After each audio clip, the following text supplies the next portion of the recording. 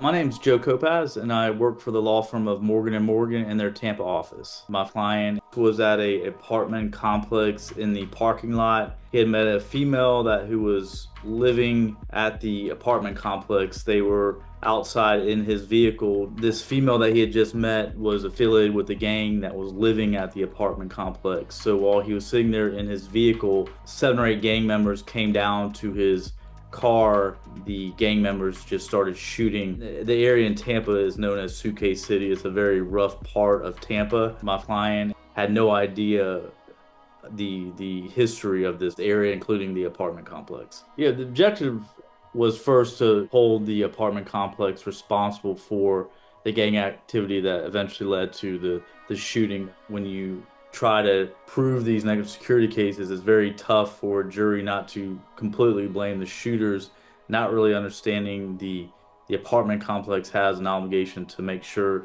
their property is safe, especially if there's a long history of crime on the property. We had some major hurdles to get over in terms of liability. The defense had all kind of different theories. There was theories that the shooting didn't actually occur on the property because he was shot at least 5 or 6 times, but was able to drive his vehicle off the property, eventually dying about 100 yards down the road. We consulted with DK Global and gave them all the pictures and information we had from the criminal file, the apartment complex layout, and all the information could kind of put together the scene, so to speak, and kind of make the shooting and how it occurred come to life in terms of exactly where on the apartment complex, exactly where the gang activity occurred, and exactly where my client's car rested. The visual aspect really helped put our liability theme together. So not only, we had the crime grid indicating all the calls for service,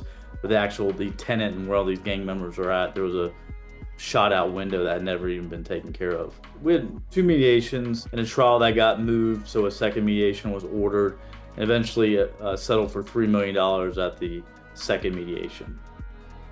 The visuals are critical in telling the story, and not only telling it where the jury can remember it when they're going back to deliberate on a case.